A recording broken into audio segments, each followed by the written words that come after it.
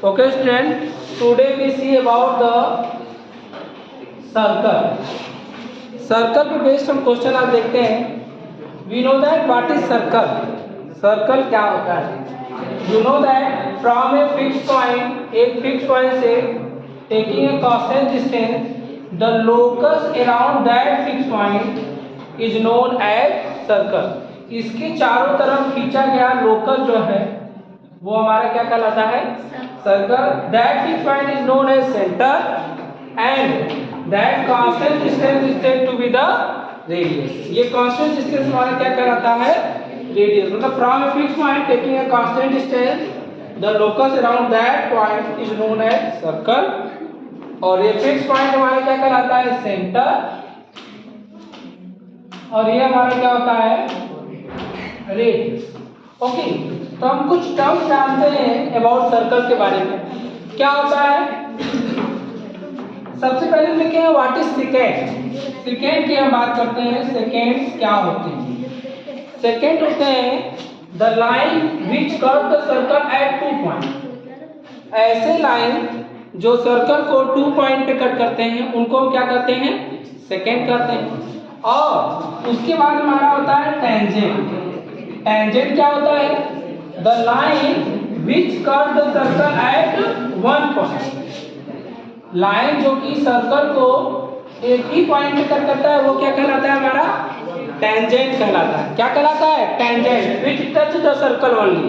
It mean that जो circle को केवल एक ही पॉइंट पे कट करे वो हमारा क्या कहलाता है? टेंजेंट. अब अगला पॉइंट देखते हैं कॉर्ड. कॉर्ड क्या होता है हमारा?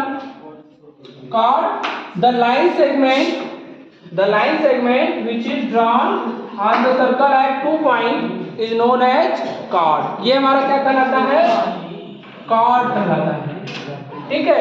एंड जो a piece of सर्कल के एक पीस को हम क्या करते हैं? आर्क करते हैं. which is represented by this. जैसे A से B जो लेंथ हुआ ये लेंथ हमारा क्या कहलाएगा? आर्क कहलाएगा.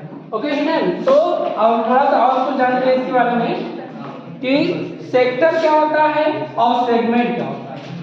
सेक्टर और सेगमेंट के बारे में भी जान लेते हैं. अगर कोई सर्कल है ओके और सर्कल को कॉर्ड्स द्वारा कट किया जाए तो जो ये दो पोर्शन में कट होगा वो कहलाता है सेगमेंट. क्या कहलाता है? सेगमेंट. ये जो होता है हमारा मेजर सेगमेंट होता है और ये हमारा जो होता है वो माइनर सेगमेंट होता है. तो सेगमेंट का डेफिनेशन क्या होता है? The region between arc and a card. एक आर्क और कार्ड के बीच के रीजन को हम क्या कहते हैं? सेगमेंट कहते हैं. क्या कहते हैं? सेगमेंट. अच्छा हम सेक्टर की बात करते हैं. तो सेक्टर क्या होता है? किसी सर्कल के सेंटर से अगर हम 2 रेडियस ड्रा करें तो इनके बीच के रीजन को हम क्या कहते हैं? सेक्टर कहते हैं. ये अलग बात है कि ये हमारा माइनर सेक्टर है और ये हमारा जो होता है वो मेजर सेक्टर कहलाता है. तो अब देखिए सेक्टर की डेफिनेशन क्या होती है? The region between 2 radii and a arc is known as sector. 2 radius और एक आर्क के बीच के रीजन को हम क्या कहते हैं? सेक्टर कहते हैं. को हम क्या कहते हैं? सेक्टर कहते हैं. ठीक है. तो ये कुछ टर्म्स थे तो सर्कल के बारे में आपको जानना जरूरी है. सर्कल पे हम कुछ क्वेश्चन जानते हैं जैसा कि आप प्रीवियस क्लासेस में देख चुके हैं. क्या क्या देखे हैं? देखिए किसी सर्कल का जो टेंजेंट होता है रेडियस, अगर किसी सर्कल के टेंजेंट से के पॉइंट से सेंटर को मिलाने वाली लाइन हमेशा इस पे क्या होती है? परपेंडिकुलर होती है. ये तो आपको पता ही है. दूसरी कुछ बातें क्या पता है आपको? कुछ टर्म्स हैं. किसी सर्कल के किसी कॉर्ड पे, ये 2 थ्योरम्स हैं. किसी सर्कल के एक कॉर्ड पे सेंटर से अगर परपेंडिकुलरली लाइन ड्रा किया जाए, क्या परपेंडिकुलरली लाइन ड्रा किया जाए तो ये दोनों इसको बाइसेक्ट करते हैं. It mean that AC equal to CB हो जाता है. ओके. इसी का कन्वर्स थ्योरम ये कहता है कि अगर कोई सर्कल है और सर्कल के किसी कॉर्ड से मिड पॉइंट से सेंटर को मिलाने वाली लाइन हमेशा इस पे परपेंडिकुलर होती है। इट मीन दैट ये दोनों यहाँ पे इक्वल हैं और ये लाइन इसमें क्या है, परपेंडिकुलर हमको प्रूव करना होता है। ठीक है, ये कुछ टर्म थे और कुछ टर्म जान लीजिए क्या है। किसी सर्कल के किसी कॉर्ड द्वारा या किसी आर्क द्वारा सेंटर पे बना एंगल हमेशा रिमेन सर्कमफ्रेंस पे बने एंगल का डबल होता है। ये बात भी आप क्लास 9 में पढ़ चुके हैं। सेंटर पे बना एंगल सर्कमफ्रेंस पे बने एंगल का हमेशा डबल होता है। दैट मीन जानते हो, ये अगर 30 डिग्री बन रहा हो यहाँ पे तो ये हमेशा क्या बनेगा, 60 डिग्री। ठीक है, तो ये कुछ टर्म्स थे, इस पे हम सर्कल पे बेस्ड कुछ क्वेश्चन अब देखते हैं, कुछ इंपॉर्टेंट क्वेश्चन देखते हैं। ये कुछ टर्म्स हैं जो थ्योरम्स के रूप में हैं और वो जो कि बहुत नेसेसरी है आप लोग को याद करने। ठीक है, क्वेश्चन देखते हैं। If find the perimeter of a triangle which is given, जो कि दिया गया है। ये क्या है, एक सर्कल दिया गया है, ठीक है, और यहाँ पे P कोई एक्सटर्नल पॉइंट है, P कोई एक्सटर्नल पॉइंट है और यहाँ पे हम मान लेते हैं इसको A मान लीजिए, A B C, P और Q इसको क्या है, टेंजेंट। गिवन है क्या, AP इक्वल टू 12 दिया गया, तो आपको फाइंड करना है पेरीमीटर ऑफ ट्रायंगल ABC। इस ट्रायंगल का आपको क्या फाइंड करना है, पेरीमीटर फाइंड करना है। तो देखो हम कैसे सॉल्व करते हैं, क्योंकि ये पॉइंट D, तो देखो ये पॉइंट B जो है इसके लिए क्या काम करेगा, इसके लिए दो टेंजेंट का काम कर रहा है, तो इसका मतलब BD हमारा इक्वल होगा PB के एंड DC हमारा इक्वल होगा CQ के। ओके स्टूडेंट, तो हम इसको सॉल्व करेंगे। AP इक्वल होगा AQ के, क्योंकि क्या है ये AP और AQ क्या है, टेंजेंट है, और किसी एक पॉइंट से किसी सर्कल पे मैक्सिमम 2 टेंजेंट आकर किए जा सकते हैं इक्वल लेंथ के, आपको पता ही है। तो AP इक्वल टू AQ दिया है।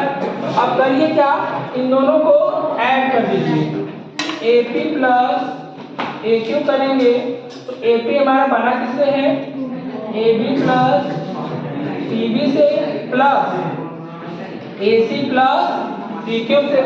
अब आप करिए क्या, AB प्लस PB के स्थान पे BD लिख दीजिए और ये AC है, CQ के स्थान पे हम क्या लिखते हैं, CQ के स्थान पे हम CD लिखते हैं प्लस AC, और BD प्लस CD क्या है हमारा, AB plus BC plus AC, ये इसके बराबर ये है हमारा, तो यही में निकालना था AB plus BC plus CD, और ये आपको 12 प्लस 12 दिया गया है क्योंकि ये भी 12 है, और तो ये इसका पेरीमीटर में निकल जाएगा AB plus BC plus CA हमारा क्या आ जाएगा 12।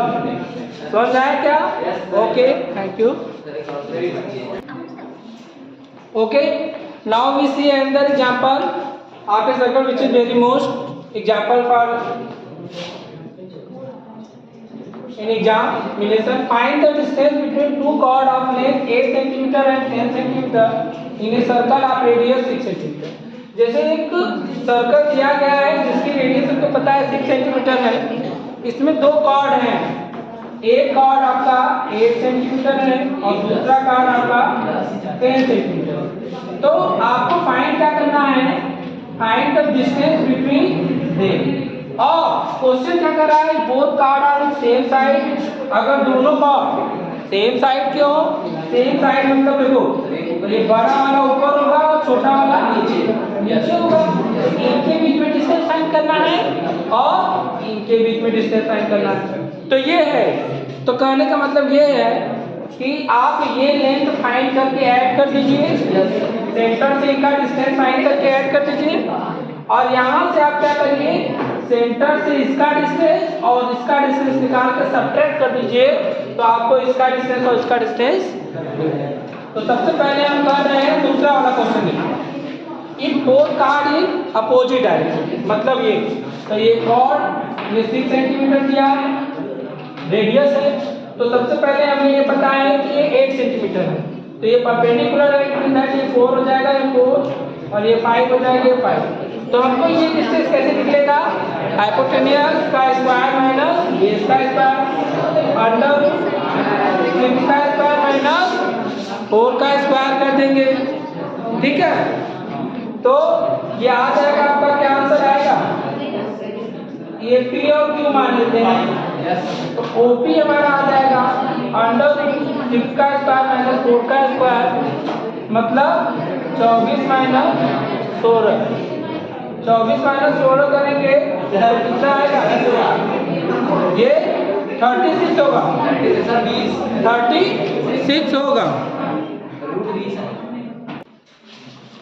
तो यहाँ पे हम देख रहे हैं 36 में से 16 सब्ट्रैक्ट होगा, 20 आएगा, और ओक्यू को डिस्टेंस हम फाइंड करेंगे, तो ये आपका 6 का स्क्वायर माइनस 5 का स्क्वायर करेंगे, दैट मीन्स 30 माइनस 25 करेंगे, क्या आएगा, अंडर रूट में क्या आ जाएगा 11, अंडर रूट में क्या आ जाएगा 36 माइनस 30 11 आ जाएगा।